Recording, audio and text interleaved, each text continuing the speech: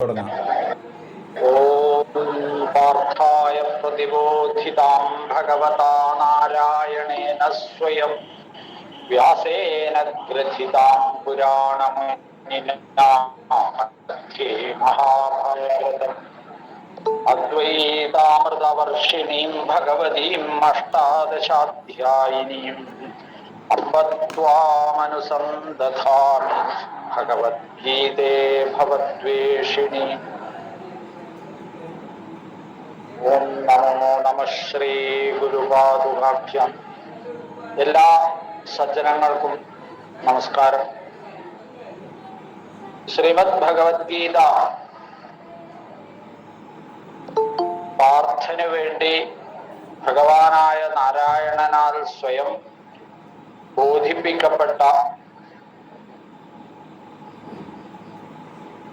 ധർമ്മമെന്ന വിഷയത്തെ മുൻനിർത്തി അവതരിപ്പിക്കപ്പെട്ട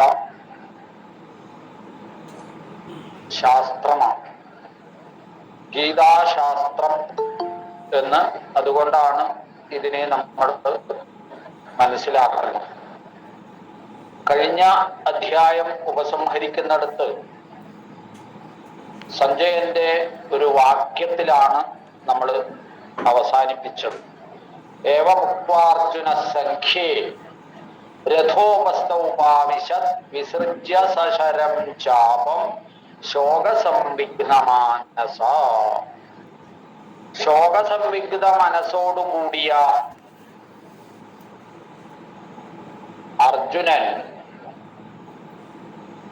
സംഖ്യത്തില് യുദ്ധത്തില് ശരവും ചാപവും വിസർജ്യ ഒഴിവാക്കിയിട്ട് ഉപേക്ഷിച്ചിട്ട് രഥോപസ്ഥത്തിൽ ഉപവിഷ്ടനായി ഏർത്തട്ടില് ഇരിപ്പായി എന്ന് പറഞ്ഞ് അവസാനിപ്പിച്ചതാണ്. സഞ്ജയന്റെ ഈ വാക്ക് കേട്ടപ്പോഴ് സ്വാഭാവികമായും ധൃതരാഷ്ട്രക്ക് ഉള്ളിലൊരു സന്തോഷം ഉണ്ടായിട്ടുണ്ടാവണം എന്ന് നമ്മൾ അനുമാനിക്കാം. കാരണം അങ്ങനെ പറഞ്ഞിട്ടൊന്നുമില്ല. കാരണം ധൃതരാഷ്ട്രക്ക് വേണ്ടത് അതാണല്ലോ. മാമകാ പാണ്ഡവാശ്ചൈവ കിം അകുർവത സഞ്ജയ എന്നാണ് ചോദിച്ചത് തന്നെ തുടക്കത്തിൽ. ഈ മാമകത്വവും പാണ്ഡവത്വവും രണ്ടും രണ്ടായിട്ട് കണ്ടുകൊണ്ടിരിക്കുന്ന ധൃതരാഷ്ട്രയെ സംബന്ധിച്ചിടത്തോളം, സങ്കുചിത മനസ്സ് ആയിട്ടുള്ള ധൃതരാഷ്ട്രയെ സംബന്ധിച്ചിടത്തോളം അർജുനന് യുദ്ധം വേണ്ടെന്ന് പറഞ്ഞ് തളർന്ന് അവശനായി ആയുധം ഉപേക്ഷിച്ച് രഥോപസ്ഥത്തിൽ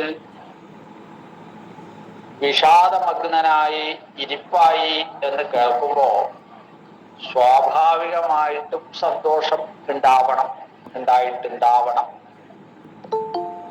എന്നാണ് നമ്മൾ കണക്കൂട്ടുന്നത്. അപ്പൊ ആ സന്തോഷത്തിന് എത്ര കണ്ട് നിലനിൽപ്പുണ്ട് എന്നുള്ളതാണ് ഇനി നമുക്ക് നോക്കാനുള്ളത്. അതാണ് രണ്ടാം അധ്യായത്തില് സഞ്ജയന്റെ വാക്കുകളോടുകൂടി തന്നെ തുടരുകയാണ്. രണ്ടാം അധ്യായം തുടങ്ങുന്നത് തന്നെ സഞ്ജയ ഉവാച എന്ന് പറഞ്ഞിട്ട് ഒന്നാം അധ്യായത്തിൽ ഉപസംഹരിച്ചെടുത്ത് നിന്ന് രണ്ടാം അധ്യായത്തിന് ഉപക്രമിക്കുകയാണ് ചെയ്യുന്നത്. ഉപക്രമിക്കുക എന്ന് പറഞ്ഞാൽ അവതാരിക പറയുകയാണ് ചെയ്യുന്നത്. എന്താ സഞ്ജയൻ പറയുന്നത്? സഞ്ജയ ഉവാച തം തഥാ കൃപയാവിഷ്ടം അശ്രുപൂർണാകുലക്ഷണം വിഷീദന്തമിദം വാക്യം ഉവാച മധുസൂദനഃ. സഞ്ജയൻ പറയുന്നു, സഞ്ജയൻ പറഞ്ഞു, എന്താ പറഞ്ഞത്? തം തഥാ കൃപയാ ആവിഷ്ടം അശ്രുപൂർണാകുലക്ഷണം വിഷീദന്തം ഇദം വാക്യം ഉവാച മധുസൂദനഃ. തഥാ അപ്രകാരം കൃപയാവിഷ്ടം അശ്രുപൂർണാകുലേക്ഷണം. കൃപ കൊണ്ട് ആവിഷ്ടനായി. കൃപ കൊണ്ട് ആവിഷ്ടനാവുക എന്ന് പറഞ്ഞു കഴിഞ്ഞാൽ നമ്മൾ കണ്ടു എന്താണ്? കഥം ഭീഷ്മമഹം സംഖ്യേ ദ്രോണം ച മധുസൂദന വിശുഭി പ്രതിയോത്സ്യാമി എന്നൊക്കെ. പിന്നെ ആചാര്യ മാതുല പൗത്ര എന്നൊക്കെ പറഞ്ഞിട്ട് സ്വന്തം സ്വന്തം സ്വന്തം എന്നുള്ള ബന്ധുത്വത്തെ കുറിച്ചുള്ള ധാരണ കൊണ്ട്, മമത്വബോധം കൊണ്ട് അർജുനൻ ആകെ കൃപ ആവേശിച്ച നിലയിലായി. ആ കൃപ ആവേശിക്കപ്പെട്ട അർജുനൻ എന്തായി? നയോധ്യേ എന്ന് പറഞ്ഞിട്ട്, എനിക്ക് യുദ്ധം ചെയ്യാൻ പറ്റില്ല എന്ന് പറഞ്ഞിട്ട് ആയുധം ഉപേക്ഷിച്ച് അശ്രുപൂർണാകുലക്ഷണം, അശ്രുപൂർണമായ ആകുലമായ ഈക്ഷണത്തോടു കൂടിയവനായിട്ട് തീർന്നു. കണ്ണുനീര്, അശ്രു എന്ന് പറഞ്ഞാൽ കണ്ണുനീര് പൂർണമായി നല്ലോണം അങ്ങോട്ട് കണ്ണ് മുഴുവൻ നിറഞ്ഞ് ആകുലമായി, അതിന്റെ കളറൊക്കെ അങ്ങനെ വ്യത്യാസം വന്ന് വിഷമിച്ച് കണ്ണുകളോട് കൂടിയതായ, കലങ്ങിയ കണ്ണുകളോട് കൂടിയതായ കൃപ കൊണ്ട് ആവിഷ്ടനായ തം വിഷീദം ദം, വിഷീദൻ എന്ന് പറഞ്ഞാൽ വിഷമിച്ചുകൊണ്ടിരിക്കുന്ന, വിഷാദിച്ചും കൊണ്ടിരിക്കുന്ന എന്നർത്ഥം. തം എന്ന അർത്ഥത്തില് വിഷീദം ദം, ദ്വിതീയ വിഭക്തി ഏകവചനം. വിഷാദത്തിന് പാത്രമായിരിക്കുന്ന അവനെ എന്നർത്ഥം, വിഷാദിക്കുന്നവനെ. മധുസൂദന ഇതം വാക്യം ഉവാച, ഈ വാക്യത്തെ പറഞ്ഞു. ആര്? മധുസൂദനൻ അല്ലേ? അപ്പോ തം എന്ന് പറഞ്ഞ അർജുനം എന്നർത്ഥം. തഥാ അപ്രകാരം കൃപ കൊണ്ട് ആവിഷ്ടനായി കണ്ണുനീരൊക്കെ നിറഞ്ഞ് കണ്ണ് കാണാൻ വയ്യാത്ത വിധം ആകുലമായ ഈക്ഷണത്തോടു കൂടിയ വിഷാദമഗ്നനായ അർജുനനോട് മധുസൂദനൻ ഇതം വാക്യം ഉവാച, ഈ വാക്യത്തെ പറഞ്ഞു. ഏതാ വാക്യം എന്ന് താഴെ പറയും. ഭഗവാന്റെ വാക്യമായിട്ട് നേരിട്ടുള്ള അവതരണമാണ്.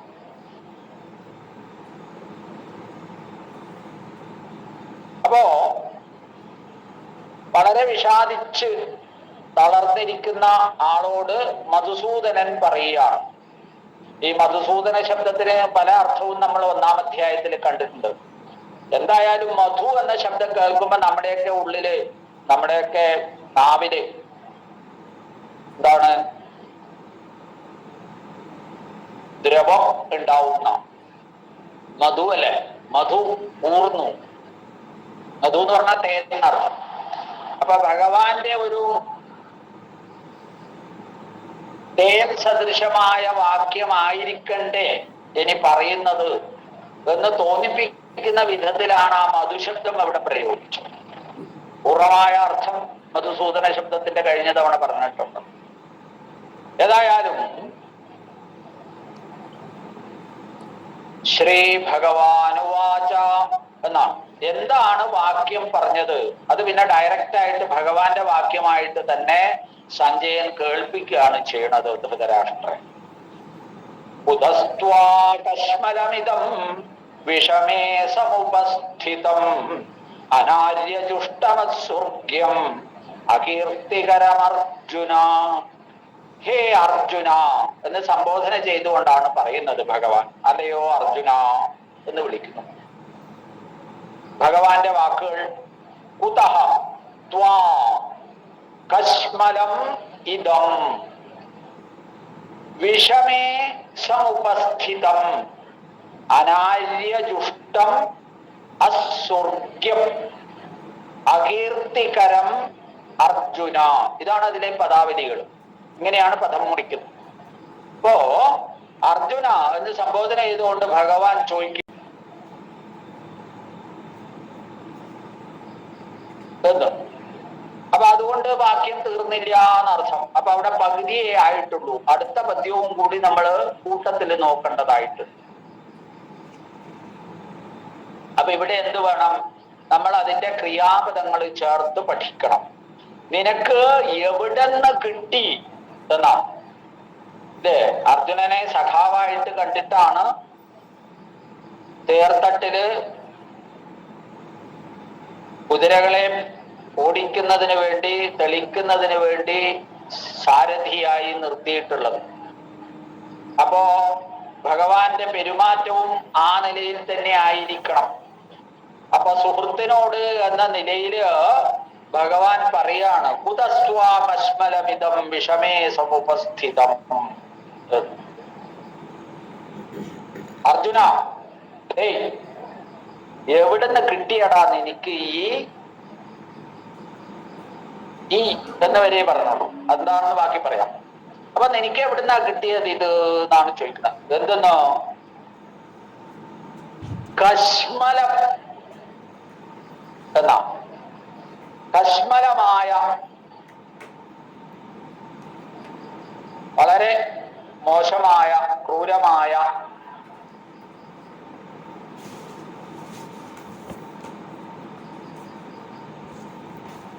അതുപോലെ തന്നെ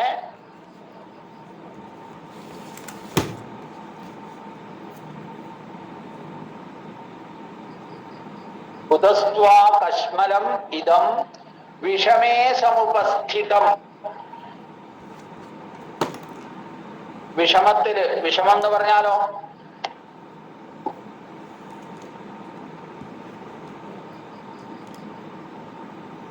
സാധാരണ നമ്മൾ വിഷമം എന്ന് പറയും. സമമല്ലാത്ത അവസ്ഥക്കാണ് വിഷമം എന്ന് പറയാ. സമത്തിന്റെ വിപരീതമാണ് വിഷമം. അപ്പോ എന്തിനാ സമമില്ലാതെ ഇല്ലായ്മ? മനസ്സിനാണ്, ചിത്തവൃത്തിക്കാണ്. അപ്പൊ കലങ്ങിയ ചിത്തവൃത്തി, പ്രക്ഷുബ്ധമായ ചിത്തവൃത്തിയോട് കൂടി ഇരിക്കുന്നവനോട് എന്നാണ് അർത്ഥം. വിഷമേ സമുപസ്ഥിതം. വളരെ വിഷമിച്ചിരിക്കുന്ന എന്ന് നമ്മൾ മലയാളത്തിൽ പറയുമെങ്കിലും ആ വിഷമ ശബ്ദത്തിന് സമതാവസ്ഥ അല്ലാതെ ഇരിക്കുന്ന ചിത്തവൃത്തിയോടുകൂടിയവൻ, അവനെ എന്നർത്ഥം. പിന്നെയോ ത്വാ എന്നാണ്. ത്വം ത്വാ എന്ന് യുഷ്മശബ്ദത്തിന്റെ ദ്വിതീയ വിഭക്തി ഏകവചനമാണ് പറയുന്നത്. അപ്പൊ നിനക്ക് എന്നർത്ഥം. നിന്നെ എന്നും അർത്ഥം. ദ്വിതീയ വിഭക്തിക്ക് നിന്നെ എന്നാണ്. അപ്പൊ നിന്നെ എവിടുന്നാണ് ഇത് പ്രാപിച്ചത് എന്നാണ് ചോദിക്കുന്നത് ഭഗവാൻ. എന്താ പ്രാപിച്ചത്? കശ്മലമായ. കശ്മലം എന്ന് പറഞ്ഞാല് നമ്മൾ സാധാരണ കശ്മലത എന്നൊക്കെ പറയുന്നതന്നെ.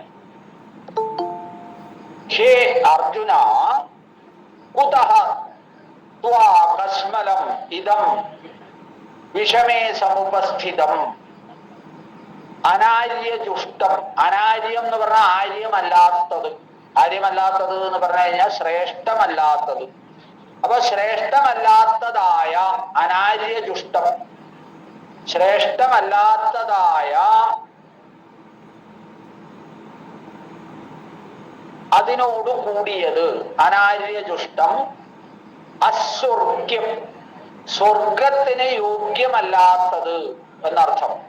സ്വർഗത്തിന് യോഗ്യമല്ലാത്തത് എന്ന് പറഞ്ഞാല് നരകപ്രാപ്തിക്ക് ഉതകുന്ന വിധം എന്നർത്ഥം. സ്വർഗഹേതു അല്ലാത്ത, അകീർത്തികരം, അത്യന്തം എന്താണ് മോശമായത്, ദുഷ്കീർത്തി, അകീർത്തി, യശസ്സിന് ചേരാത്തത് എന്നർത്ഥം. അപ്പോ കുതഃ ത്വാ പ്രാപ്തം എന്നർത്ഥം. എവിടെ നിന്ന് നിന്നെ ഇത് പ്രാപിച്ചു എന്നാണ് ചോദിക്കുന്നത്. എത്രയോ കാലങ്ങളായി. എത്രയോ കാലം എന്ന് പറഞ്ഞാൽ കൃത്യമായിട്ട് പറഞ്ഞാൽ ഏറ്റവും ചുരുങ്ങിയത് 14 വർഷം കാട്ടിൽ കഴിയണമെങ്കിൽ ആ 14 വർഷം എന്നർത്ഥം. 12 വർഷമാണെങ്കിൽ 12 വർഷം. ഏതായാലും യുദ്ധം ചെയ്യാൻ നിശ്ചയിച്ചിട്ട് എത്ര ദിവസമായോ അത്രയും ദിവസം വളരെ ഉറപ്പിച്ച് തീരുമാനിച്ച് ഇവിടെ അമ്പും വില്ലും ഒക്കെ ആയിട്ട് രഥോപസ്ഥനായിട്ട് രഥോപസ്ഥത്തിലിരുന്ന് എല്ലാവരെയും കാണാൻ തയ്യാറായി മുന്നോട്ട് വന്നിരിക്കുന്ന ഈ സമയത്ത് നിന്നെ എവിടെന്ന് ഈ വിവരക്കേട് വന്ന് പിടിച്ചു അർജുന എന്നാണ് ചോദിക്കുന്നത്. നീ കാണിക്കുന്നത് അത്യന്തം വിവരക്കേടാണ്, കശ്മലതയാണ് എന്ന് പറയുന്നത്. അതുകൊണ്ടാണ് പറഞ്ഞത് ആ പ്രയോഗം നോക്കണം. ആ ഭഗവാന് അതിനോട് എത്രമാത്രം ഒരു മാനസിക എന്തായാലും പറയുക മലയാളത്തിൽ തന്നെ സംശയം, എത്രമാത്രം അതിനോടൊരു വിരോധം ഭഗവാന് ഉണ്ട് എന്നാണ് ഈ അർജുനന്റെ ഈ അവസ്ഥയോ. അതുകൊണ്ടാണ് ഇത്രയും ശബ്ദം ഉപയോഗിച്ചത്. ഇതൊരു കശ്മലതയാണോ. പിന്നെയോ വളരെ വിഷമിച്ചിരിക്കുന്നതായ അർജുനോട് പറയുന്നത് എന്നെ അനാര്യമാണോ, അനാര്യജുഷ്ടമാണോ. പിന്നെയോ അസ്വർഗ്യമാണോ, സ്വർഗത്തിന് നിരക്കാത്തതാണോ. നിനക്ക് സ്വർഗം കിട്ടാൻ സാധ്യതയില്ലാത്ത ഒരു സാധനമാണ് ഇപ്പൊ നിന്റെ മനസ്സിലേക്ക് കടന്നു വന്നിട്ടുള്ളത്. പിന്നെയോ സ്വർഗ കാരണമല്ലാത്തത്, അതാണ് അസ്വർഗ്യം. അകീർത്തികരമാണ്, നിന്റെ ഈ ശ്രേയസ്സിന്, നിന്റെ ഈ പ്രശസ്തിക്ക് തടസ്സം നിൽക്കുന്നതാണ്, നിനക്ക് അകീർത്തി ഉണ്ടാക്കുന്നതാണ്.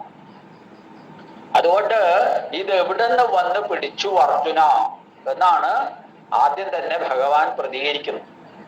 അത് കഴിഞ്ഞിട്ട് പറയാണ് പിന്നെ പതുക്കെ ഒരു ചൊട്ട് കൊടുക്കുക ഭഗവാൻ അർജുനന്. എന്താ അത്? ക്ലൈബ്യം മാസ്മഗമപാർത്ഥ നൈതത്വയുപപദ്യതേ ക്ഷുദ്രം ഹൃദയ ദൗർബല്യം തിക്തോത്തിഷ്ടപരം തപ. ഇവിടെ രണ്ട് സംബോധന വളരെ ശ്രദ്ധിക്കേണ്ടതാണ്. പദം ഞാൻ മുറിച്ച് പറയാം. ക്ലൈബ്യം മാ സ്മ ഗമ പാർത്ഥ ന ഏതത് ത്വയി ഉപപദ്യത്തെ ക്ഷുദ്രം ഹൃദയ ദൗർബല്യം തെക്വാ ഉത്തിഷ്ഠ പരം തപ. ഹേ പാർത്ഥ, അലയോ പൃഥുവിന്റെ മകനെ, പൃഥ്വീപുത്ര അർജുന. മാതാ പൃഥ്വീ പുത്രോഹം പൃഥിവ്യാഹ എന്നതുകൊണ്ട് മാതാവ് പൃഥിവിയും പുത്രൻ അല്ലെ, പൃഥിവീപുത്രൻ എന്നുള്ള നിലയിൽ നാം ഓരോരുത്തരും എന്നർത്ഥം. അപ്പോ ഹേ പാർത്ഥ, അലയോ പാർത്ഥ, ഹേ പരം തപ എന്നാണ് രണ്ടാമത് വിളിക്കുന്നത്. പരന്മാരെ തപിപ്പിക്കുന്നവനെ, പരന്മാരെ എന്ന് പറഞ്ഞാൽ ശത്രുക്കൾ എന്നാണ് അർത്ഥം. അപ്പൊ ശത്രുക്കളെ അങ്ങനെ കിട്ടുകിട്ടാ വിറപ്പിക്കുന്ന, പേടിപ്പെടുത്തുന്ന, ചുട്ടുപൊള്ളിക്കുന്ന അലയോ അർജുന, എന്താ ഉണ്ടാവുന്നത്? ക്ലൈബ്യം മാസ്മഗമ, ക്ലൈബ്യത്തെ നീ ഗമിക്കാതിരിക്കൂ, പ്രാപിക്കാതിരിക്കൂ. ക്ലൈബ്യം എന്ന് പറഞ്ഞാല് ക്ലീബത്വം, പുംസ്ത്വവും നാസ്തി സ്ത്രീത്വവും നാസ്തി. ഇത് രണ്ടും അല്ലാത്ത അവസ്ഥയെയാണ് ക്ലൈബ്യം എന്ന് പറഞ്ഞത്. ക്ലീബത്വം എന്ന് പറഞ്ഞത് നപുംസകത്വം എന്നർത്ഥം. ഇപ്പോഴത്തെ നിലയിൽ അങ്ങനെ ആയിക്കൊള്ളുന്നില്ല അല്ലെ. നപുംസകത്വം ഇന്ന് നമ്മൾ വ്യവഹരിക്കുന്നത് അങ്ങനെയല്ല, ആ ശബ്ദവും ഉപയോഗിക്കുന്നില്ല. മറിച്ച് ട്രാൻസ്ജെൻഡർ എന്നൊക്കെയാണ് ഇപ്പൊ ഉപയോഗിക്കുന്നത്. കാരണം എന്താന്ന് ചോദിച്ചു കഴിഞ്ഞാൽ ആണും പെണ്ണും അല്ലാത്ത എന്നേ അർത്ഥമുള്ളൂ.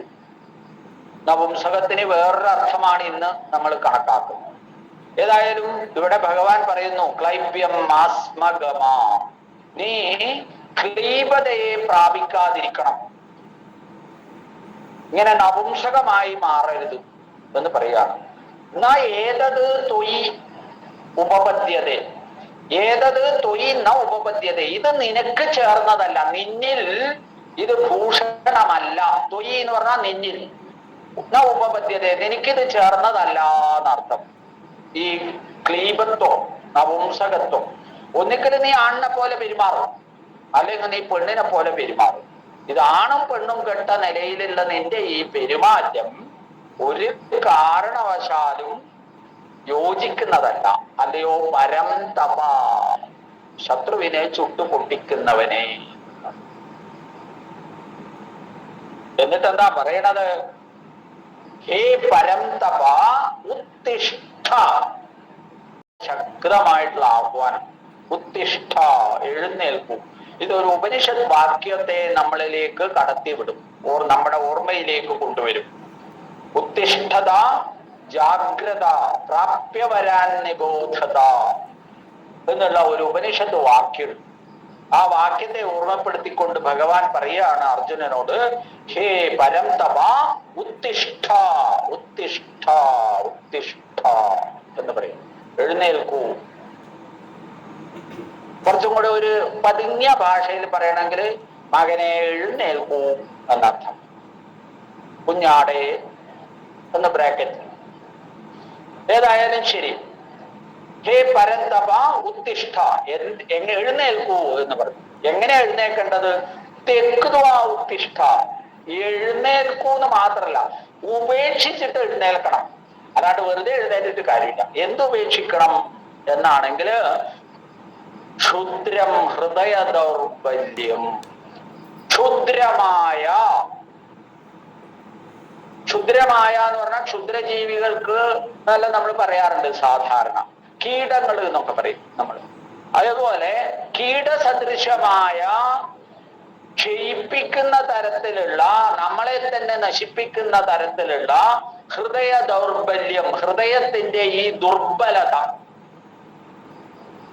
ആ ഹൃദയ ദൗർബല്യം തെക്കുക, ഉപേക്ഷിച്ചിട്ട് അലയോ അർജുന പരംതപ ഉത്തിഷ്ഠ, എഴുന്നേൽക്ക് എന്ന് പറയാം. പറഞ്ഞതിന്റെ പൊരുള് വളരെ വ്യക്തം. വഷളൻ ഇങ്ങനെ കരുതിക്കൂട്ടി യുദ്ധത്തിന് വന്നിട്ട് ഇപ്പം എവിടുന്നോ ഒരു കശ്മലത വന്ന് പെട്ടിരിക്കുന്നു. അകീർത്തികരമായിട്ട് നീ ഇപ്പൊ പെരുമാറും. സ്വർഗത്തിന് കാരണമല്ലാതെയാക്കുന്ന ചില അവസ്ഥയിൽ, അനാര്യജുഷ്ടമായ അവസ്ഥയിൽ നീ എത്തിയിരിക്കും.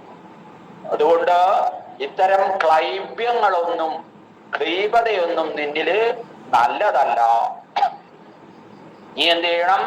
ഇത് നിനക്ക് യോജിക്കുന്നതല്ല. അതുകൊണ്ട് എഴുന്നേൽക്കൂ, യുദ്ധം ചെയ്യൂ എന്ന്. അവിടെ യുദ്ധം ചെയ്യാൻ പറഞ്ഞിട്ടില്ല, എഴുന്നേൽക്കൂ എന്നേ പറഞ്ഞിട്ടുള്ളൂ. ശ്രദ്ധിക്കേണ്ട വിഷയം ഇതാ. കുതസ്ത്വാകശ്മലമിദം വിഷമേ സമുപസ്ഥിതം അനാര്യജുഷ്ടവത്സ്വർഗ്യം അകീർത്തികരമർജുന. ഇത്രയും കേട്ടപ്പോൾ നല്ല ഒരു കിഴുക്ക് കൊടുത്തതിന്റെ, തലയിലിട്ട് ഒരു ഇടി കൊടുത്തതിന്റെ ഒരവസ്ഥ നമുക്ക് കാണാനായി. അർജുനൻ ഒന്ന് ഞെട്ടിപ്പടഞ്ഞു അല്ലെ? അർജുനൻ അതിന് മറുപടിയായിട്ട് ചോദിക്കുകയാണ്, കഥം ഭീഷ്മമഹം സംഖ്യേ ദ്രോണം ച മധുസൂദന ഇഷുഭി പ്രതിയോത്സ്യാമി പൂജാർഹാവലിസൂദന. കഥം ഭീഷ്മം അഹം സംഖ്യേ ദ്രോണം ച മധുസൂദന ഇഷുഭിഃ പ്രതി യോത്സ്യാമി പൂജാർഹൗ അരിസൂദന. അപ്പൊ അരിസൂദന എന്നും മധുസൂദന എന്നും രണ്ട് സംബോധന. അരികളെ സൂദനം ചെയ്യുന്നവൻ, നശിപ്പിക്കുന്നവൻ. അരി എന്ന് പറഞ്ഞാൽ ശത്രു, ശത്രുക്കളെ ഇല്ലാണ്ടാക്കുന്നവൻ എന്നാണ്. മറ്റേത് മധുസൂദനൻ, മധുവിനെ, മധു എന്ന പേരായ അസുരനെ സൂദനം ചെയ്തവൻ, നശിപ്പിച്ചവൻ ഒക്കെ അർത്ഥം. അപ്പോ അർജുനൻ എന്താ പറയുന്നു? ഹേ ഭഗവാനെ മധുസൂദന, നേരത്തെ പറഞ്ഞതനുസരിച്ച് നല്ല തേനിന്റെ വാക്കുകൾ പറയാൻ കഴിവുള്ളവൻ ഒക്കെ വേണമെന്ന് പറയാം സൗകര്യം. ഏതായാലും ഇവിടെ മധുസൂദന കഥം ഭീഷ്മമഹം സംഖ്യേ ദ്രോണം ച ഇഷുഭി പ്രതിയോസ്യാമി. അവിടെയാണ് പ്രശ്നം. അതെ, ഈ സംഖ്യത്തിന്, സംഖ്യം എന്ന് പറഞ്ഞു കഴിഞ്ഞാല് യുദ്ധം എന്നർത്ഥം. അപ്പൊ ഈ സംഖ്യത്തില്, ഈ യുദ്ധത്തില് ഞാൻ അഹം കഥം ഭീഷ്മം ദ്രോണം ച, എങ്ങനെയാണ് ഭീഷ്മരെയും ദ്രോണരെയും ഇഷുഭിഃ പ്രതിയോത്സ്യാമി, ഇഷുക്കളെ കൊണ്ട്, ഇഷു എന്ന് പറഞ്ഞാൽ ബാണം, ബാണൈഹി എന്നർത്ഥം. ഇഷുഭിഃ ബാണങ്ങളെ കൊണ്ട് പ്രതിയോത്സ്യാമി, യുദ്ധം ചെയ്യും. തടുത്തു നിർത്തും.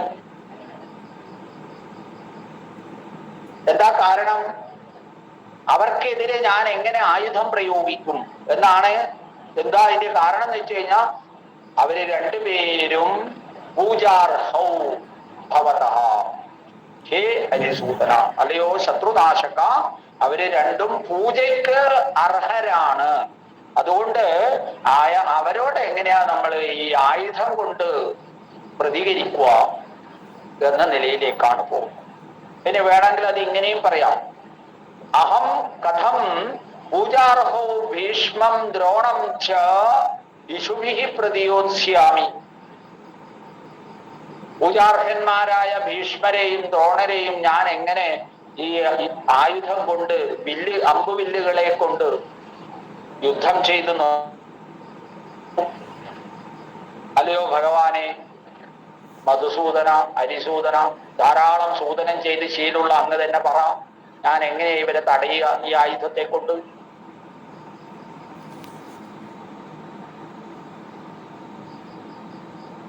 എന്താന്ന് വെച്ച് കഴിഞ്ഞാല് ഇവരെ ആയുധം കൊണ്ട് തടയുന്നത് മാത്രല്ലല്ലോ, തടയുമ്പം അവര് തിരിച്ചു തടയും. അപ്പൊ അതൊരു ഏതെങ്കിലും ഒരാളുടെ മരണത്തിൽ കലാശിക്കും.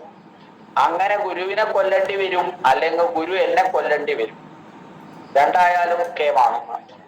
അതുകൊണ്ട് അടുത്ത വാക്യം പറയാണ്, ഗുരൂനഹത്വാഹി മഹാനുഭാവാൻ ശ്രേയോ ഭോക്തും ഭൈക്ഷ്യമപീഹ ലോകേ ഹത്വാർത്ഥകാമാംസ്തു ഗുരൂരിഹൈവ ഭുഞ്ജീയ ഭോഗാൻ രുധിര പ്രതിഘ്നാൻ.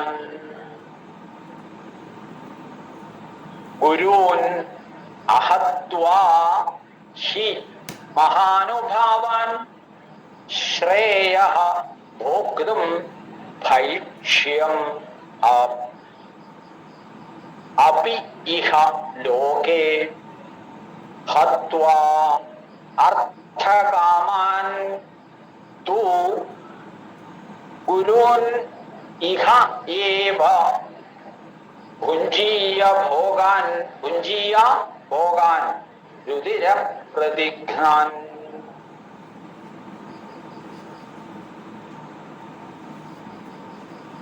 ഭഗവാനെ ഹരിസൂദന, ഗുരൂൻ എങ്ങനെയുള്ള ഗുരൂൻ? മഹാനുഭാവാൻ ഗുരൂൻ, മഹാനുഭാവന്മാരായ ഗുരുക്കന്മാരെ. അഹത്വാ, അഹത്വാ ഹനനം അകൃത്വാ എന്നാണ് ഇവിടുത്തെ അർത്ഥം. കൊല്ലാതെ എന്നർത്ഥം. ഗുരുക്കന്മാരെ, മഹാനുഭാവന്മാരായ ഗുരുക്കന്മാരെ കൊല്ലാതെ ഇഹലോകേ, ഈ ലോകത്തില് എന്ന് പറഞ്ഞാൽ ഇപ്പൊ കാണുന്ന ഈ ലോകത്തില് ഭൈക്ഷ്യം ഭോക്തും, ഭൈക്ഷ്യത്തെ ഭിക്ഷയിൽ നിന്ന് കിട്ടുന്നത്, അതാണ് ഭൈക്ഷ്യം. തെണ്ടിക്കിട്ടിയത് എന്ന് മലയാളം, മനസ്സിലായില്ലേ? ആ ശബ്ദം പ്രയോഗിക്കുമ്പോഴാണ് അതിന്റെ ഒരു സ്വാരസ്യം മനസ്സിലാവും. ഭൈക്ഷ്യം എന്ന് പറഞ്ഞാൽ ഭിക്ഷ എടുത്ത് കിട്ടുന്നത് കൊണ്ട്, അത് ഭോക്തും ഭുജിച്ചുകൊണ്ട് എന്നർത്ഥം. ഭുജിക്കുന്നത് ഹി ശ്രേയ, ഹി ശ്രേയസ് തന്നെ എന്നർത്ഥം. ഈ ഗുരുക്കൻ മഹാനുഭാവന്മാരായ തന്നെ പഠിപ്പിച്ചു വളർത്തിക്കൊണ്ടുവന്ന ഭീഷ്മരും ദ്രോണരെയും പോലെയുള്ള മഹാഗുരുക്കന്മാരെ കൊല്ലുന്നതിലും ഭേദം ഞാൻ ഭിക്ഷയെടുത്ത് അത് തിന്ന് ജീവിക്കുന്നതാണ്, തെണ്ടി തിന്ന് ജീവിക്കുകയാണ് ഇതിലും ഭേദം എന്നാ. അതാണ് ശ്രേയസ് എന്നെ സംബന്ധിച്ചിടത്തോളം. അർത്ഥകാമാൻ അപി ഗുരൂൻ ഹത്വാ തു ഇഹൈവ രുധിരപ്രതിഘ്നാൻ ഭോഗാൻ ഭുഞ്ജീയ.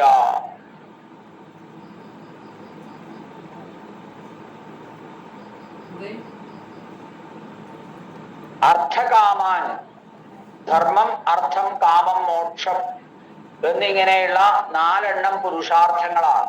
അപ്പൊ അതിലെ അർത്ഥത്തെയും കാമത്തെയും മാത്രം എടുത്തു പറഞ്ഞുകൊണ്ട് പറയുകയാണ് അർത്ഥകാമാൻ, അർത്ഥകാമന്മാരെ എന്നർത്ഥം. ഗുരുക്കന്മാരെ ഹത്വാതു, കൊന്നിട്ട് എന്താ സംഭവിക്കാൻ പോണത്? ഇഹ ഏവ രുതിരപ്രതിജ്ഞാൻ, ഇവിടെ തന്നെ രുതിരം കൊണ്ട് പുരണ്ടതായ, രക്തം പുരണ്ടതായ ഭോഗങ്ങളെ, അനുഭോക്തവ്യങ്ങളായ വസ്തുക്കളെ ഭുഞ്ചീയ, ഭക്ഷിക്കാം എന്നർത്ഥം, ഭുജിക്കാം.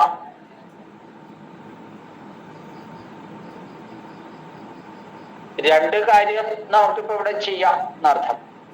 എന്ന നിലയിൽ ഭൈക്ഷ്യമെടുത്ത് ജീവിക്കണം. അതില് ശ്രേയസ് എന്ന് പറയുന്നത് എന്നെ സംബന്ധിച്ചിടത്തോളം എൻ്റെ ഇപ്പോഴത്തെ കാഴ്ചപ്പാടനുസരിച്ച് പറയുമ്പോൾ ഗുരുവിന് അഹത്വാ ഭൈക്ഷ്യം ഭുക്വാ ജീവാമഹേ എന്ന നിലയില് ഈ ഗുരുക്കന്മാരെയൊക്കെ കൊല്ലാതെ ഭിക്ഷയെടുത്ത് തെണ്ടിത്തിരിഞ്ഞ് ജീവിക്കുന്നതാണ് ശ്രേയസ് എന്ന് ഞാൻ വിചാരിക്കുന്നു. അർത്ഥകാമാദികളെ മാത്രം ഉദ്ദേശിച്ച് ഗുരുക്കന്മാരെയൊക്കെ കൊന്ന് ആ രക്തം പുരണ്ട ഭക്ഷണം കഴിച്ച് ജീവിക്കുന്നതിൽ ഭേദം ഇതല്ലേ ഭഗവാനെ എന്നാണ് പറയുന്നത്. അതുകൊണ്ട് എന്താണ്, തൽക്കാലം ഇപ്പം ഒന്നും നിവൃത്തിയില്ല എന്നുള്ള മട്ടിലാണ് വീണ്ടും അർജുനൻ പറയുന്നത്. കതരം നോ ഗരീയാൻ യദ്വാ ജയേമ യതിവാനോ ജയേയുഹു യാവാനേവ ഹത്വാ ന ജിജീവിഷാമ തേ അവസ്ഥിതാ പ്രമുഖേ ധർത്തരാഷ്ട്രാഃ. അടുത്ത പദ്യം നമ്മളോട് പറയാണ്, അർജുനന്റെ വാക്കുകളാണത്. ഈ ഗുരുക്കന്മാരെ, മഹാനുഭാവന്മാരായ ഗുരുക്കന്മാരെ കൊല്ലാതെ ഭൈക്ഷ്യമെടുത്ത് ഭക്ഷിച്ച് ജീവിക്കണം, അതാണ് ശ്രേയസ് എന്ന് ഞാൻ വിചാരിക്കുന്നു. അല്ലാതെ ഗുരുക്കന്മാരെയൊക്കെ കൊന്ന് ആ രുധിരം പുരണ്ട, രക്തം പുരണ്ട ഭക്ഷണം, രാജ്യം, ഭോഗങ്ങള്, സുഖങ്ങളും ഒക്കെ അനുഭവിക്കുന്നത്, ഇങ്ങനെ രണ്ടവസ്ഥയില് ഏതാണ് ശരി, ഏതാണ് വേണ്ടത് എന്നുള്ളത് ഒന്ന് ചിന്തിക്കേണ്ടതാണ് എന്നാണ് അർജുനൻ ഇപ്പൊ പറഞ്ഞു വരുന്നത്. ന ചെയ്ത വിദ്മ, എനിക്കിത് മനസ്സിലാവുന്നില്ല എന്നാണ്. എന്നുവച്ച ഏതത് വിദ്മ, നോ ഇത് മനസ്സിലാക്കുന്നില്ല, എനിക്കറിയുന്നില്ല. എന്താ അറിയാത്തത്? കതരം നോ ഗിരിയാൻ, ഏതാണ് ഗരിയാനായിട്ടുള്ളത്, വലിപ്പം ഉള്ളത് എന്നർത്ഥം, ശ്രേഷ്ഠമായിട്ടുള്ളത് ഗരിയാൻ. ഏതിനാണ് ശ്രേഷ്ഠത്വം കൂടുതൽ? യദ്വാ ജയേമ യതിവാനോ ജയേയു, ജയിക്കുന്നതാണോ നല്ലത് അതോ ജയിക്കാതിരിക്കുന്നതാണോ നല്ലത്? യാനേവ ഹത്വ, യാതൊരാൾക്കാരെ ഹനിച്ചിട്ട്, കൊന്നിട്ട്, യാതൊരാൾക്കാരെ വധിച്ചിട്ട്, അതാര്? ധാർത്തരാഷ്ട്രാഃ രണേ അവസ്ഥിതാഃ പ്രമുഖേ എന്നർത്ഥം, സമ്മുഖേ യുദ്ധേ, മുമ്പില് എന്നർത്ഥം. ഈ യുദ്ധത്തില് മുമ്പില് നിൽക്കുന്നതായ ധാർത്തരാഷ്ട്രന്മാരെ കൊന്നിട്ട് നഹ ജിജീവിഷാമ, നമ്മള് ജിജീവിഷാമ, ജീവിക്കാൻ ആഗ്രഹിക്കുന്നു എന്നർത്ഥം. ഇവിടെ അർജുനന് തോന്നാണ് ഇതിൽ ഏതാ വേണ്ടത് എന്ന് നിശ്ചയിക്കാൻ പറ്റാത്ത ഒരവസ്ഥ. ഗുരുക്കന്മാരെയൊക്കെ കൊന്ന് ഈ രക്തം പുരണ്ട ഭോഗങ്ങൾ അനുഭവിക്കണോ, അതോ അതെല്ലാം വേണ്ടാന്ന് വെച്ച് ഭക്ഷ്യമാക്കി ജീവിക്കണോ ഭിക്ഷാടനം ചെയ്ത് കിട്ടുന്നത് കൊണ്ട് ജീവിക്കണോ? ഇതിൽ ഏതാണ് കതരത്ത്? നഹ കതരത്ത് എന്ന് പറഞ്ഞാല് രണ്ടിലൊന്ന് എന്നർത്ഥം. മനസ്സിലായില്ലേ? ഈ തരതമഭാവം സാധാരണ പറയുക അങ്ങനെയാണ്. തരം എന്ന് പറഞ്ഞാൽ രണ്ടെണ്ണത്തിൽ ഒന്ന് മിടുക്കൻ ആയാൽ, കേമമായാൽ അതിനെ തരം എന്ന് പറയും. രണ്ടിലൊന്ന് ഏതാണോ ശ്രേഷ്ഠമായത് അതിന് തരശബ്ദം കൊണ്ട് പറയും. രണ്ടിലധികം വസ്തുക്കളിൽ ഒന്ന് ശ്രേഷ്ഠമാണ് എന്ന് പറയുന്നിടത്താണ് തമശബ്ദം ഉപയോഗിക്കുക. ഇങ്ങനെ തരമായും തമമായും മനസ്സിലാക്കുന്നതിനെയാണ് നമ്മൾ താരതമ്യം എന്ന് പറയാം. മലയാളത്തിലും അങ്ങനെ അർത്ഥം. താരതമ്യം ചെയ്യുക എന്ന് പറയും. ഈ രണ്ടെണ്ണത്തിൽ ഏത് നല്ലത് എന്ന് പറയുന്നത് തരഭാവം. ഈ കാണുന്ന കുറെ എണ്ണത്തിൽ ഏതാണ് കേവം എന്ന് പറയുന്നത് തമഭാവം. അപ്പൊ താരതമ്യം ചെയ്യുക, ഇങ്ങനെ തരതമഭാവം മനസ്സിലാക്കുക. അപ്പൊ ഇവിടെ അർജുനന് എന്താ മനസ്സിലാവാത്തത്? ഇതിൽ ഏതാണ് കതരത്ത്, ഏതാണ് എന്നർത്ഥം. കിം എന്ന ശബ്ദത്തിന്റെ കൂടെയാണ് ആ പ്രയോഗം. അപ്പോ ഇതിൽ ഏതാണ് നഹ നമുക്ക് ശ്രേയസ്സായിട്ടുള്ളത്, ഗരീയാനായിട്ടുള്ളത്? ഇതി ന വിദ്മ, അത് നമുക്ക് മനസ്സിലാവുന്നില്ല എന്നർത്ഥം. അപ്പൊ ഒന്നും കൂടെ നോക്കിക്കോളൂ. നമ്മളിപ്പോ യുദ്ധത്തില് യദ്വാ ജയമ, യദ്വാ നമ്മള് ചിലപ്പോ ജയിച്ചേക്കാം. അങ്ങനെ ജയിക്കുകയാണെങ്കിൽ ജയിക്കുന്നതാണോ? യതിവാ ന ജയേയുഹു, അല്ല ഇനി നമ്മൾ തോക്കുകയാണ്, ജയിക്കുന്നില്ല എങ്കിൽ അതാണോ?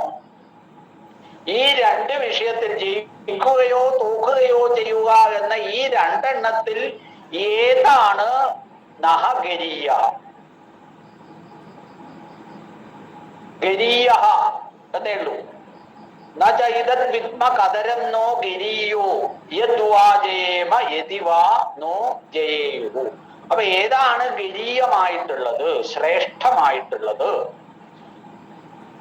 ഏതത് ന വിദ്മ, ഇത് നോം അറിയുന്നില്ല, നമുക്ക് മനസ്സിലായിട്ടില്ല, നമുക്ക് തിരിച്ചറിയാൻ പറ്റുന്നില്ല. യാൻ ഹത്വ, യാതൊരാൾക്കാരെ കൊന്നിട്ടാണോ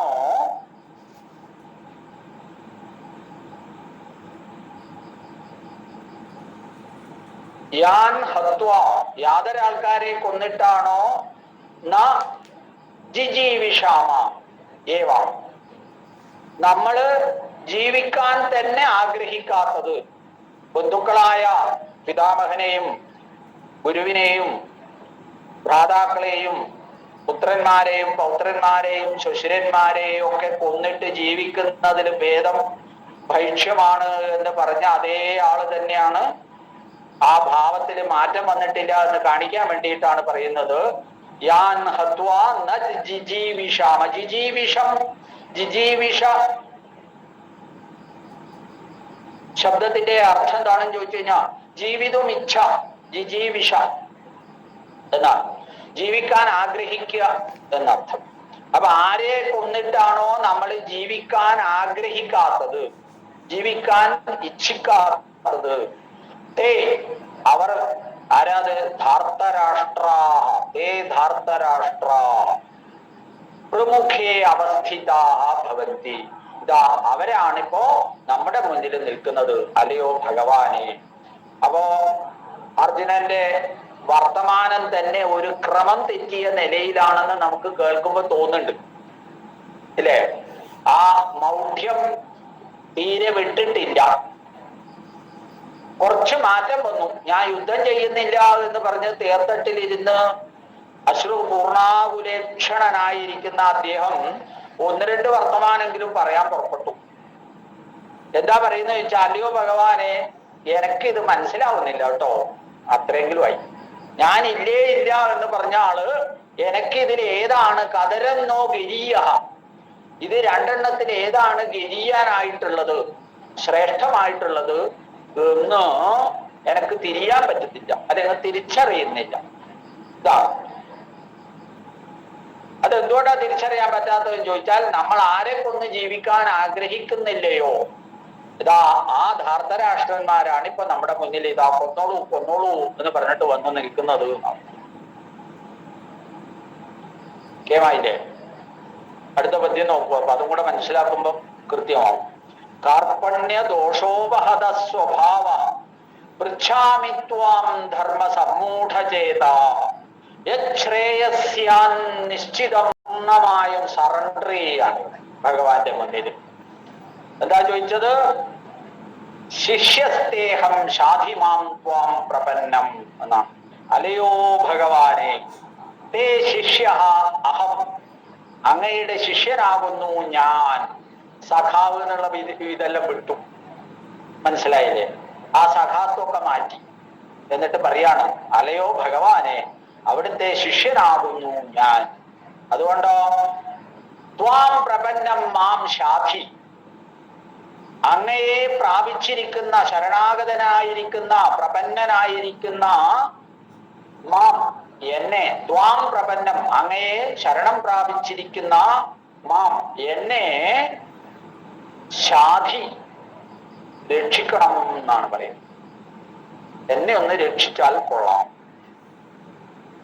എന്താ കാര്യം എന്നാണെങ്കിൽ, യശ്രേയ തത് നിശ്ചിതം മേ ബ്രൂഹി, യാതൊന്നാണോ ശ്രേയസ്സായിട്ടുള്ളത്, യത് ശ്രേയ, ശ്രേയ ശ്രേയസി ശ്രേയാംസി എന്ന് നപുംസകലിംഗമാണ്. അതുകൊണ്ടാണ് നിശ്ചിതം എന്ന് നപുംസകലിംഗം പ്രയോഗിച്ചത്. യത് ശ്രേയ തത് നിശ്ചിത്യ എന്നർത്ഥം. അത് നിശ്ചയിച്ചിട്ട് യാതൊന്നാണോ നമുക്ക് ശ്രേയസ്സായിട്ടുള്ളത്, നമുക്കും അല്ല, മേ എന്നാ പറഞ്ഞത് കേട്ടോ. മേ എന്ന് പറഞ്ഞാൽ എനിക്ക് എന്നർത്ഥം. ഇവിടെ ഏകവചനം തന്നെയാണ് ഉപയോഗിച്ചത് ചതുർത്ഥി വിഭക്തിയില്. എനിക്ക് ശ്രേയസ്സായിട്ട് എന്തുണ്ടോ, അപ്പൊ നമ്മൾ ഓരോരുത്തരുടെയും മനോഭാവം ആ നിലയിലേക്കാണ് മാറേണ്ടത്. എനിക്ക് ശ്രേയസ്സായിട്ട് യാതൊന്നുണ്ടോ അത് നിശ്ചയിച്ച് ബ്രൂഹി, ത്വം ബ്രൂഹി, നീ എന്നോട് പറയൂ അലയോ ഭഗവാനെ എന്നർത്ഥം. എന്താ അത് എന്നാണെങ്കിൽ, കാർപ്പണ്യദോഷോപഹത സ്വഭാവ ധർമ്മസമ്മൂഢചേതഃ ത്വാം പൃച്ഛാമി. ഇതാണ് കാര്യം. കാർപ്പണ്യദോഷ ഉപഹതമായ സ്വഭാവത്തോടു കൂടിയ ഞാൻ. കാർപ്പണ്യദോഷം എന്ന് പറഞ്ഞാൽ കൃപണഭാവം എന്നർത്ഥം. കാർപ്പണ്യദോഷം, കൃപണത്വം എന്ന് പറഞ്ഞാല് എന്താ ഇനി പറയുക, ലോഭം, ആളൊരു കൃപണനാണ് എന്നൊക്കെ നമ്മൾ പറയും. അല്ലേ? അപ്പൊ അങ്ങനെയുള്ള ഒരു ദോഷം കൊണ്ട് ഉപഹതമായ, ഹനിക്കപ്പെട്ട, അത് ബാധിച്ചതായ സ്വഭാവത്തോടു കൂടിയവനാണ് ഞാനിപ്പോ. കൃപണ സ്വഭാവത്തോടു കൂടിയ, യഥാർത്ഥത്തില് എന്റെ സ്വഭാവത്തെ കൃപണ സ്വഭാവം മറച്ചു വെച്ചിരിക്കുന്നു. ആ നിലയിലുള്ള ഈ ഞാൻ എങ്ങനെയാണ്? ധർമ്മസമ്മൂഢചേത, ധർമ്മസമ്മൂഢചേതസാണ്. എന്റെ ഹൃദയം ധർമ്മം ഏതാണ് അധർമ്മം ഏതാണ് എന്നൊന്നും മനസ്സിലാക്കാൻ പറ്റാത്ത ധർമ്മസമ്മൂഢചിത്തനായി ഞാൻ മാറിയിട്ടുണ്ട്. അങ്ങനെയുള്ള ഈ ഞാൻ ത്വാം പൃച്ഛാമി, അങ്ങയോട് ചോദിക്കുകയാണോ. എന്താ അങ്ങയോട് ചോദിക്കാനുള്ള എന്റെ യോഗ്യത എന്നാണെങ്കിൽ, എന്താ ചോദിക്കുന്നത് എന്നല്ല ഞാൻ ആദ്യം പറയുന്നത്. എന്താണ് ചോദിക്കാനുള്ള യോഗ്യത? ഒരാളോട് ചോദിക്കണം, അതിനൊരു യോഗ്യത വേണമല്ലോ. അതെന്താണെന്ന് ചോദിച്ചാൽ, ശിഷ്യസ്തേഹം, തേ ശിഷ്യ അഹം, അതെന്നെ യോഗ്യത. മനസ്സിലായില്ലേ? ഞാൻ അങ്ങയുടെ ശിഷ്യനാകുന്നു. അതുകൊണ്ട് അഹം പൃച്ഛാമി ത്വാം. എന്താണ് ചോദിക്കണത്?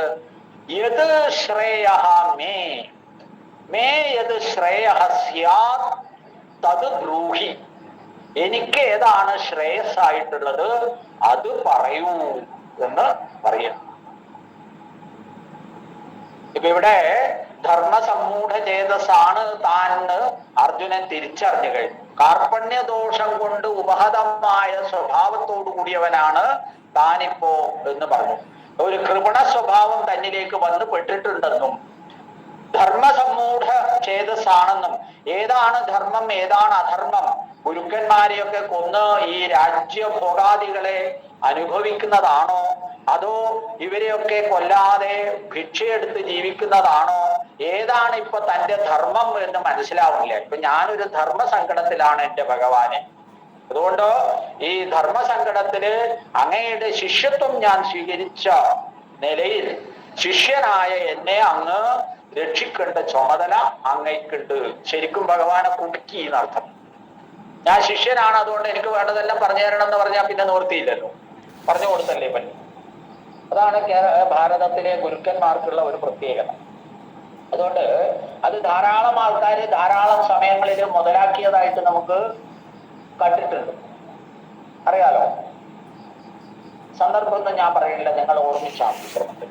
അപ്പൊ അർജുനൻ ഇപ്പൊ ഇവിടെ ചെയ്യുന്ന പണി പറ, ഈ കാർപ്പണ്യദോഷം കൊണ്ട് ഉപഹതമായി എന്റെ സ്വതസിദ്ധമായ ഭാവങ്ങളൊക്കെ മാറിയിരിക്കുന്നു. പിന്നെയോ ധർമ്മസമ്മൂഢ ചേതസ്സായി തീർന്നിരിക്കുന്നു. ഏതാണ് ശരിയായ ധർമ്മം, ഞാൻ അനുഷ്ഠിക്കേണ്ട ധർമ്മം എന്ത് എന്ന് എനിക്ക് നിശ്ചയമില്ലാത്ത ഒരവസ്ഥയിലായിരിക്കും. അതുകൊണ്ട് ഗുരുവായ അങ്ങയോട് ഞാൻ ചോദിക്കുകയാണ്. എന്താ ചോദിക്കുന്നത്?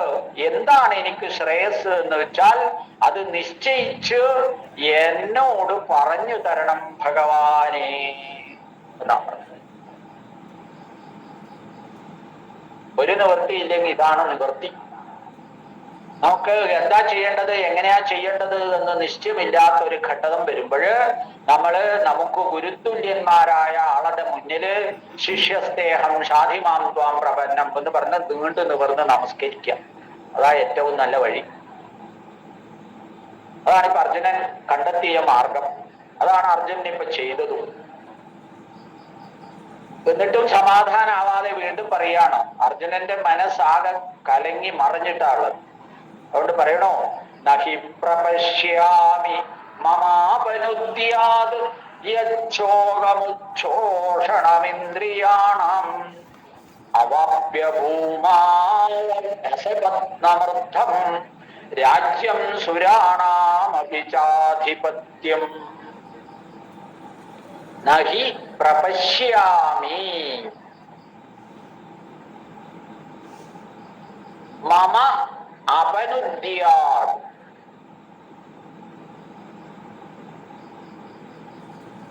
യത് ശോകം. കാണുന്നുണ്ടാവുന്ന വിചാരിക്കണം. ഉച്ഛോഷണം ഇന്ദ്രിയാണാം അവാപ്യ ഭൂമൗ അസപത്നം ഋദ്ധം രാജ്യം സുരാണാം അപി ച ആധിപത്യം. ഇതാണ് പദച്ഛേദം. ഒന്നുകൂടെ നോക്കാം. പദങ്ങൾ ഒരുമിച്ച് ചേർന്നതുകൊണ്ട് വായിക്കാൻ തന്നെ കുറച്ച് പ്രയാസമുള്ള പദ്യം, ശ്രദ്ധിച്ച് വായിക്കണം. നഹി നഹി പ്രപശ്യാമി മമ അപനുദ്യാ യത് ശോകം ഉച്ഛോഷണം ഇന്ദ്രിയാണാം അവാപ്യ ഭൂമൗ അസപത്നം ഋദ്ധം രാജ്യം സുരാണാം അപി ച ആധിപത്യം. നഹി പ്രപശ്യാമി എന്നാണ്, ഞാൻ കാണുന്നേ ഇല്ല. പ്രപശ്യാമി പ്രകർഷേണ പശ്യാമി, വീണ്ടും പോലെ കാണുന്നതിനാണ് പ്രപശ്യാമി വരിക. എന്നാ പ്രപശ്യാമി എന്ന് പറഞ്ഞാൽ ഞാൻ കാണുന്നില്ല. മനസ്സിലായില്ലേ? എന്താണ് എങ്ങനെയാണെന്നൊക്കെയാ പറയുന്നത്. മമ ഇന്ദ്രിയാണാം, കാണുന്നുണ്ടാവും ശ്ലോകം. ഇന്ദ്രിയാണാന്ന് രണ്ടാമത്തെ വരിയിൽ അവസാനം, അതിനെയാണ് ആദ്യം എടുത്ത് അന്വയിക്കും. മമ ഇന്ദ്രിയാണാം യത് ഉച്ഛോഷണം സീദന്തി മമ ഗാത്രാണി മുഖം ച പരിശുഷ്യതി വേപതശ്ച ശരീരേ മേ രോമഹർഷശ്ച ജായത്തെ എന്നൊക്കെ നേരത്തെ എന്നെ പറഞ്ഞു വെച്ചിട്ടുണ്ട് കഴിഞ്ഞ അധ്യായത്തിൽ. അതുകൊണ്ടാണ് ഇവിടെ പറയുന്നത് മമ ഇന്ദ്രിയാണാം ഉച്ഛോഷണം. എന്റെ ഇന്ദ്രിയങ്ങൾക്ക് യാതൊരു തരത്തിലുള്ള ചുട്ടുപൊള്ളലാണോ സംഭവിച്ചത്, ശോകം ദുഃഖം ആണ് എനിക്ക് സംഭവിച്ചത്. ഏത് ശോകം? പിന്നെയോ തത് ഭൂമൗ, ആ ശോകം ഭൂമിയില് അസപത്നം ഋദ്ധം രാജ്യം അവാപ്യ സുരാണാം ആധിപത്യം അപി അവാപ്യ അപനുദ്യാത് ഇതി ന പ്രപശ്യാത്. അവിടുത്തെ കാര്യം ശ്രദ്ധിച്ചോളേ. എന്താ പറയണത്? എനിക്ക് ഇന്ദ്രിയ ശോഷണം അല്ലെങ്കിൽ ഇന്ദ്രിയത്തിന്റെ ഈ ചുട്ടുപൊള്ളിക്കൽ, എന്റെ ശരീരം മുഴുവൻ ചൂടുകൊണ്ട് തപിക്കുക, എന്ത് ചെയ്യണം എന്നറിയാൻ പറ്റാതെ വിഷമിച്ചിരിക്കുകയാണ്. ആകെ ദുഃഖമായി മൂടിയിരിക്കുകയാണ്. അതുകൊണ്ട് ഈ ലോകത്തിൽ എന്ത് നോക്കുമ്പോഴും അതൊക്കെ ദുഃഖമായിട്ടാണ് കാണുന്നത്. ഈ ഭൂമിയില് ശത്രുരഹിതമായ ഐശ്വര്യപൂർണമായ, അസപത്നം എന്ന് പറഞ്ഞാൽ ശത്രു, സപത്ന എന്ന് പറഞ്ഞാൽ ശത്രു എന്നർത്ഥം, അസപത്ന എന്ന് പറഞ്ഞാൽ ശത്രുരഹിതമായ എന്നർത്ഥം. ഋദ്ധം എന്ന് പറഞ്ഞാൽ ഋദ്ധിയോട് കൂടിയത്, ഐശ്വര്യത്തോട് കൂടിയത്. പിന്നെ രാജ്യത്തെ അവാപ്യ പ്രാപ്യ എന്നർത്ഥം, പ്രാപിച്ചിട്ട് സുരാണാം ആധിപത്യം,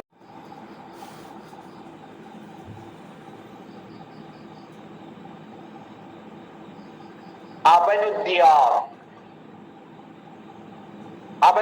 എന്ന് പറഞ്ഞാൽ അപനയനം കുര്യാത് എന്നർത്ഥം, ഇല്ലാണ്ടാക്കും എന്നർത്ഥം. അപ്പോ ഞാനിപ്പോ ഈ ഇന്ദ്രിയങ്ങളെ ചുട്ടുപൊള്ളിക്കുന്ന വിധത്തില് അനുഭവിക്കുന്ന യാതൊരു ശോകമുണ്ടോ, ഒരു ദുഃഖമുണ്ടോ, ഈ ഐശ്വര്യപൂർണമായ ദേവന്മാർക്ക് ഉള്ള അധികാരം പോലെയുള്ള അധികാരത്തോടു കൂടിയതുമൊക്കെ ആയ ഈ രാജ്യമൊക്കെ പ്രാപിച്ചിട്ട് ഞാനത് ഇല്ലാണ്ടാക്കും, അതില്ലാതെ ആവും, എന്നിലത് ആ ദുഃഖം ഒഴിവാവും എന്ന് നഹി പ്രപശ്യാമി, ഞാനൊന്ന് അങ്ങനെ കണക്കാക്കുന്നേ ഇല്ല, അങ്ങനെ കാണുന്നേ ഇല്ല എന്റെ ഭഗവാനെ. ചുരുക്കി പറഞ്ഞാൽ ഇത്രയേ ഉള്ളൂ. എന്നെ ഈ വിഷമിപ്പിക്കുന്ന ഈ വിഷമുണ്ടല്ലോ, വേദനയുണ്ടല്ലോ, ബന്ധുക്കളെയും വേണ്ടപ്പെട്ടവരെയും കൊന്നിട്ട് ഈ രാജ്യം നേടി, അതെങ്ങനെയുള്ള രാജ്യം? ദേവന്മാർക്ക് പോലും ഉള്ള അത്രയും അധികാരത്തോടു കൂടി ഈ രാജ്യം, ഐശ്വര്യത്തോടു കൂടിയ രാജ്യം നേടിക്കഴിഞ്ഞാൽ ഈ ദുഃഖമില്ലാണ്ടാവും എന്ന് ഞാൻ കാണുന്നില്ല ഭഗവാനെ. യുദ്ധത്തിന്റെ പരിണിത ഫലം ഒരു സുഖമായിരിക്കുമെന്ന് ഞാൻ വിചാരിക്കുന്നില്ല എന്റെ ഈശ്വര എന്നാ. അതുകൊണ്ട് ഈ രണ്ടെണ്ണത്തിൽ, ഏത് രണ്ടെണ്ണത്തില്?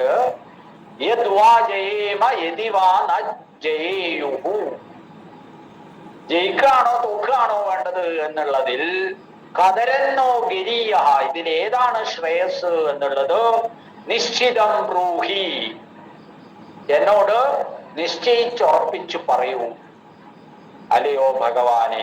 എന്താ കാരണം? ശിഷ്യസ്തേഹം, അങ്ങയുടെ ശിഷ്യനാകുന്നു ഞാൻ. ശാധിമാം ത്വാം പ്രപന്നം, എന്നെ ശരണാഗതനായിരിക്കുന്ന എന്നെ രക്ഷിക്കണേ ഭഗവാനെ. ഇത്രത്തോളം മാറ്റമാണ് ഈ രണ്ടാമത്തെ അധ്യായത്തില് 8 പദ്യം കൊണ്ട് പറഞ്ഞു വെച്ചത്. അപ്പൊ ഒന്നാമത്തെ അധ്യായത്തിൽ തളർന്നിരുന്ന അർജുനൻ ഭഗവാന്റെ 2 പദ്യങ്ങൾ കേട്ടതോടുകൂടി അല്പം ഒന്ന് എഴുന്നേറ്റ് നിൽക്കാം എന്ന ഒരു നിലയിലായി. ആ 2 പദ്യത്തിന്റെ മാഹാത്മ്യം അതാണ്. എന്താ പറഞ്ഞത്? കുതസ്ത്വാ കശ്മലമിതം വിഷമേ സമുപസ്ഥിതം, അനാര്യം അനാര്യജുഷ്ടം അസ്വർഗ്യം അകീർത്തികരം. അല്ലയോ അർജുന, ഇങ്ങനെ അകീർത്തികരമായ ഈ അർജുനൻ ഒരു പ്രത്യേകതയുണ്ട് കേട്ടോ. കൃഷ്ണന് അർജുനനെ വളരെ വേണ്ട പോലെ അറിയാം. എവിടെ കുത്തിയാൽ അർജുനന് പൊള്ളും എന്ന് കൃത്യമായിട്ട് അറിയാം. മനസ്സിലായില്ലേ? അർജുനന്റെ വീക്ക്നെസ് എന്താണെന്ന് അറിയാം. ഈ അർജുനൻ യശസ് വേണം എന്നുള്ള നിലയിൽ ഭയങ്കര ഭ്രാന്തനാണ്.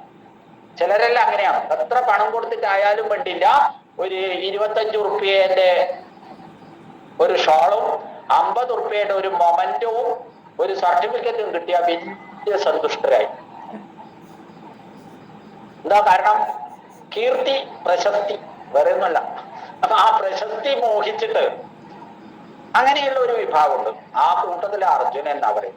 അപ്പൊ അർജുനന് അകീർത്തികരം എന്ന് പറഞ്ഞപ്പോഴ് വല്ലാണ്ട് വിഷമായിട്ടുണ്ടാവണം. ഇത് കീർത്തിക്ക് നിരക്കാത്തതാണ് എന്ന് പറയുമ്പോൾ കീർത്തി ഇല്ലാണ്ടാവുന്നത് സഹിക്കാൻ പറ്റാത്ത ഒരു ആത്മാവാണ് അർജുനൻ്റെത്. അപ്പൊ ഭഗവാൻ അവിടെ തന്നെ പിടിച്ച് ചെക്കുക, വീക്ക്നെസ് കണ്ട് അവിടെ തന്നെ കുത്തുക. എന്നിട്ട് പറയാണ് അല്ലെ, ക്ലൈപ്യം ആസ്മകമാ, ഈ ക്ലീബത്വം വിട്ടെണീക്കടാ വിദ്യാസുരം. ഇങ്ങനെ പറയുന്നത് വിഡ്ഢികളുടെ ലക്ഷണമാണ്. ഒരാണോ ഒരു പെണ്ണോ ഈ നിലയിൽ സംസാരിക്കില്ല. എന്താ കാരണം? ആണ് ആണിനെ പോലെ ശൗര്യത്തോടു കൂടി സംസാരിക്കും, പെണ്ണ് പെണ്ണിനെ പോലെ സമത്വത്തോടു കൂടി സംസാരിക്കും. ഇത് രണ്ടും അല്ലാത്തൊരു നിലപാടിൽ എത്തിപ്പെട്ടുവല്ലോടാ നീ, കഷ്ടം തന്നെ.